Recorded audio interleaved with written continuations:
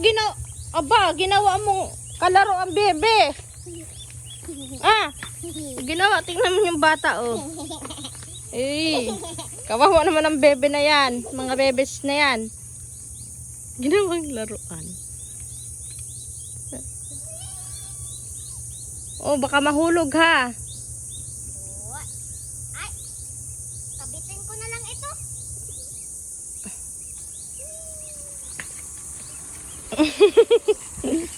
Oh!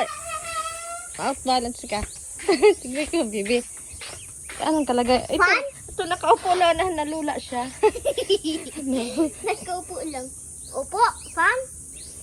Cute mo. Cute. Yung lang pisil ko, oh. Ginibong laro. Hindi.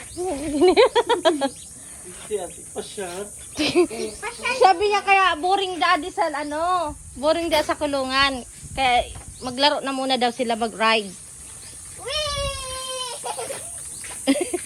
Gari ang bibi anday nag-enjoy. Ikaw lang ang nag-enjoy mga bibis.